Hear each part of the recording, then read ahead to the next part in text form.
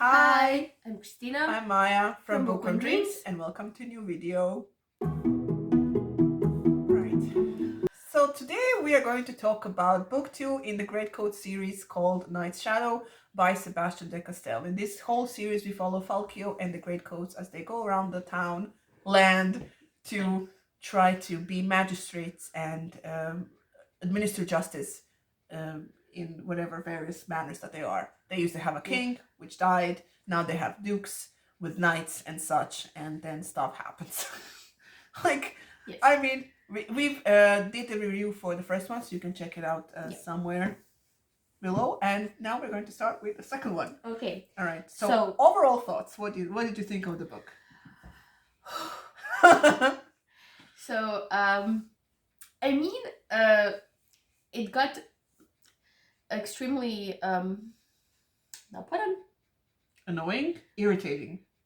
let's say annoying or irritating, just difficult to read at some point. I listened to it on audio, and I think I even told you, like when I was at half point, like, what is there still to happen? Like, why is this so long? So that was kind of my general impression. But like, on the other hand, it still got some. It still has like great side characters. I love the side characters. I love Cast. I love how his story is unfolding. I would so love to hear some of his background, some of Brasty's background, like the other characters that we get in this book, like Valiana and Dariana, and I just like more on those characters, less on Falkio. All right. I guess. What about you? Well, my overall thoughts was we do have stuff to talk about. We definitely have some. We definitely became more aware of the not so good stuff of the book. But I enjoy the epicness. I enjoy the banter between the characters. I enjoy the here comes the cavalry moments that happen a lot, like really a lot. And it's just I'm enjoying the overall stories, but I become more aware of like some bad stuff. But before we go to that, let's actually tell people what the book is about. Yeah. So this follows directly from the first book of the series, in which Falkio now has a surrogate daughter. He has found the heir of the king and basically wants to put her on the throne. And to do that, he has to go around the country and get some support from the ruling dukes. And when he does that, he basically stumbles into a plot where people are killing dukes and their entire families. And there is a lot of not rebels, what do you call them? Rousings from the peasants against the knights, and rebellions happening here and there. And it's part of a bigger overarching plot to destabilize the country. And basically he gets in the middle of that and does stuff. Yes. All right. So let's talk about prose first. As I said before, this is epic. I mean, there are moments like it's as I said, we talked about this before, maybe not on video, but this is popcorn fantasy. Basically, you can sit down, enjoy. Yeah. You know, if you don't think too hardly on stuff, it's like it's very enjoyable, and it's fast paced and it's easy to follow. There isn't like complicated things and like complicated magic systems that you have to keep track of what is happening and whatnot. So it's enjoyable in that sense, definitely.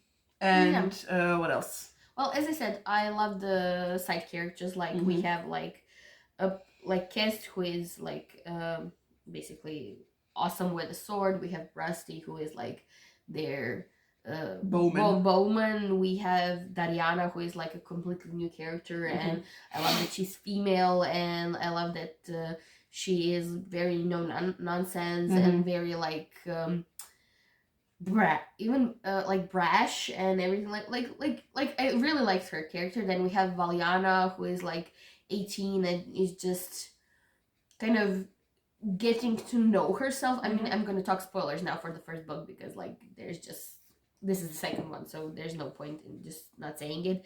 Like, she has believed all her life that she's one thing, and now she's basically relearning her own identity and finding out, and just like, and we get more of the tailor, who is like some kind of bad character, like bad and good. Like she is a very like gray character to me. Yes. So like I love all those characters. Yes. Yeah, and I would love to have them more in the book. All right, so let's go to the cons. Here's the thing. They're not really like cons, like in the sense... A little bit of gripes that we have with the books. Yes. Yeah, it's not like it's a bad book because of it. Yeah. It's just maybe dampens a bit for me, like the overall enjoyment of what's happening. Yes. Because as Maya said, it's just like, it's fast-paced. I just walk around with my dog and it's like this... It's actually really soothing just to listen to like what happens to these characters, and although there's like some shocking and brutal moments happening to them, it's still like, you know, dare I say, easy to go through. Like especially through audio, like the audiobooks are awesome. Yeah. And but it's just like tiny gripes, you know? All right. Which would just make it better. So my first gripe is the bad guys. So putting aside Trin, who is truly evil and completely insane, all the bad guys are very two-dimensional and very shallow. Basically, they're only, like, you have the knights and you have the dukes. And their only characteristic is, one, that they hate women, and two, that they think that they are better than the peasants. Basically, the entire time they speak, you will hear at least 3 times them say, we are better than you, and you should bow down to your betters, and you should do what we say, because we are the dukes, the knights, and whatnot, and you're just lowly peasants. And after hearing that a lot, in the first one and the second one, it becomes so repetitive, and it becomes so, like, eye-rolling. Whenever you know the knight will be bad, he will call a female character a whore, a bitch, or whatnot, and you're like, come on, dude, can you not think of something more original and something, like, there is no depth of character with those bad guys, you know? And then you have Trin on the other side. And then, as we find out in this one, Taylor, who has orchestrated this civil unrest and has hurt so many people, basically betrayed Falkio, which was not addressed at all. I was so annoyed. You know, just Taylor and Trin having some sort of depth to them and some hidden motivation for their actions. Yeah. Everybody else... and which are definitely this one, a huge part of the book. I mean, it's... the entire plot of the book is this plot between, like, who's killing the dukes and what the knights are doing and the civil unrest. And, like, it's important to kind of know a bit more about... the bad guys. The bad guys. Right. I don't know. All right. So also another gripe is the female characters themselves. Since we follow the book, I hope that's not the entire 4 books. We follow it from Falkio's perspective. Yes. We get a lot of Falkio and not a lot of female characters. Let's just focus on the female characters now, then we'll shit about Falkio next. So the female characters, as you said, are mostly background. Not mostly, but they're kind of relegated to the sidelines. Like they do have things to do in the plot. Like there are important factors in the plot, but you're just hearing about it. Like there's no actual, except for maybe a scene or two, there's no actual actions being done by the characters. Like Falkio, throughout the most of the book, for example, for Valiana, who ends up being a really important character in the end, he refuses to train with her. Dariana takes this kind of role of being her mentor. He always puts her aside, like not believing that she is capable of like just joining the fight. Like I understand, like I understand being worried for her. But you made her a Greatcoat. Like, you're supposed to teach her how to then be this. Yes, and this is pointed out in the book. But Falkio is so set on his self-righteousness and the rightness of his path that he doesn't pay attention to stuff around him. Yeah. I mean, he makes these grand gestures, like, you are now my daughter, because she's been abandoned in the first book by her mother. And so on, but then basically ignores her the rest of the in the second one. And like the female characters usually, like I remember these moments where somebody is explaining something to Falkio, and he's like, what are you talking about? And then comes either Dariana or Taylor or Valiana. It's like, oh, so you mean this? And basically they explain it to him, and he's supposed to be like 15 years older than them, and the smartest one of them all, yes, and like know the world because he has gone through a lot. And just like Valiana is put like to the sideline. Dariana, although also having like a really big role, is mostly like portrayed as some really like unlikable character. Yeah. Although I liked her precisely because of that, because like, and then you have Taylor, who ends up being like this really important factor in all of it, and you just see her like being just judgmental and like you know, explaining stuff in the end, and that's it. Like, yeah, and also and then you have Trin, who I don't know, did I miss parts in the first book when her psychosis and craziness has been explained? Because it just seems to me that from this first book that her character just went like 180 into Crazyville and just I think or is she now free to act as she wants to because she doesn't have to pretend to be the what maid. was it? Not the maid or whatever. But like, I feel like her mom, Patriana, was like very also a bit crazy. But that's the only connection I could make, in the sense that she acted in a way where she wasn't that cruel. Like, and how I mean, literally there's a scene where she enjoys seeing another person raped, which is like, and reliving the torture and whatnot, and that's just like that was like, what the fuck is happening right now? But let's talk about Falkio. So I think one of the problems of this book is that we only have one point of view, and that is Falkio. And Falkio is, as I said in our first review, I enjoy how you get roped into their philosophy and what they want to do and what they have to do.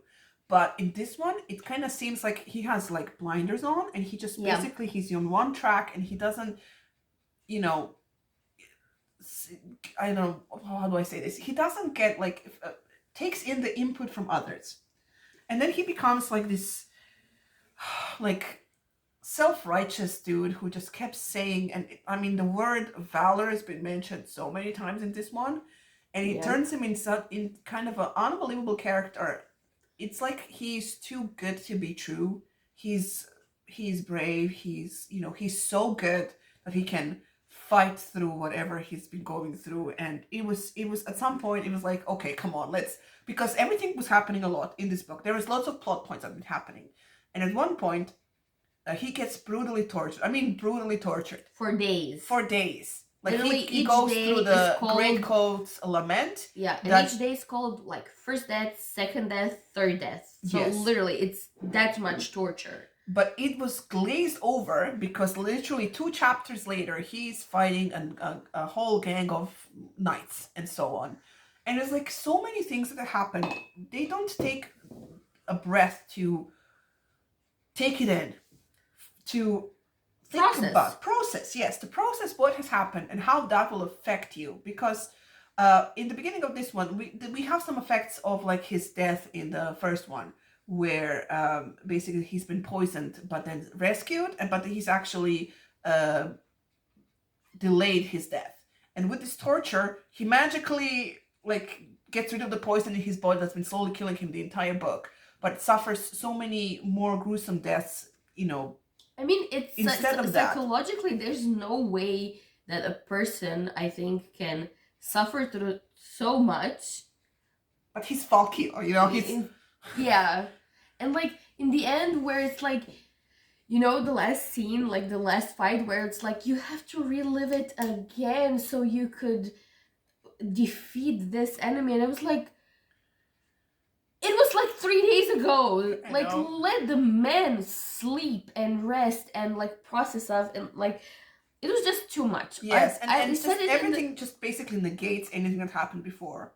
And you're like going through the book and like, I mean, seriously? I mean, I know it's fantasy and you're supposed to have like some suspense of belief and whatnot, but like you can't have this character go through so he's been investigating this, he's been going from one end of the country to another, fighting this, and then fighting the main evil knight guy, and then being tortured, and then doing this, and then doing that, and in the end dealing with the dukes and whatnot, and trying to basically put whoever on the throne, and it just keeps happening, and it just negates the importance of all the previous events, and that was kind of what was most annoying to me in this book. It's like, can you give him a moment to breathe? Can you give the events a moment to solidify in our minds, so we can be like, okay, so in this book he fought the knights, but that means he did like 500 things to get to this point, so we can find out, like, so we can further the plot.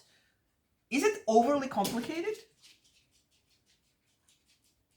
I'm not sure. I mean, you asked me what in the end happened, like, because I wasn't sure who was the main culprit to all the duke deaths and the deaths of the duke's family. I got it, but then again, you read it like in one sitting, so maybe it was too much. Two sittings, okay, in 2 sittings, but maybe that was like just too much for you. Yeah. I read it like over a couple of days, so I could, I guess, gather more information, like in chunks, rather than like doing it in 2 days. I think for 2 days it really is just too much, just because like there's so many strands to go through. Like, I get that like in fantasy you always have like especially when it's epic and like you have a million stuff, but this just it feels like there's a million strands that are actually just all of them dealt rather only like on the surface. Like they're not really in depth, so like it's not like you get to read about it for some time, so you kind of get, this is how this connects to our main plot. Lots of tell in that show, Yeah, precisely that. Like, and then you get like just random characters. Like, I remember the guy at the Sheeny place, the tower, who just comes out of nothing, and he just like has these wise words, and then they recall his wise words later, and I'm like, I don't even remember what he said. Like, I know. I remember when we find out that what's the knight's name? Shuran. Shuran. Like, how am I supposed to devise from the book that he was the motivation he had for what he did? Just out of nowhere, Falkio was like, I know who the bad guy is that guy. I'm like, how do you know this? And then, I mean, that was kind of like, a lot of stuff is happening. But are we continuing with the series? We are continuing with the series. Yes, we are. Hello, it's a dog. Hello, Doggo. We are continuing with the series because I am interested into, because there are some things that happen to the supporting characters. So, Brasti and Castell, whatever their names are, I keep forgetting names, and so I want to see the consequences of that, and I want to see how Falkio hopefully will be destroyed in the third one because of his physical and mental trauma that he suffered through in the second one. Hello, Doggo. Hello. But yeah, this is our review, right? Yes. Okay. But overall, I enjoyed it. I'm enjoying this series, but there are stuff that could be better. Maybe it's just because we're looking at it with a more critical eye because we're doing the review. Yeah. So we're just kind of, trying to nitpick at stuff. Yeah. So that could be also it. But yeah, if you have read this book and you agree or disagree with us, please do share so down below in the comments. Yes. Please like, share, subscribe, press the bell button if you want to get notifications whenever we post new videos. There are links in the description box for you to check out, so please do. And thank you so much for watching, and we will see you in our next video. Bye.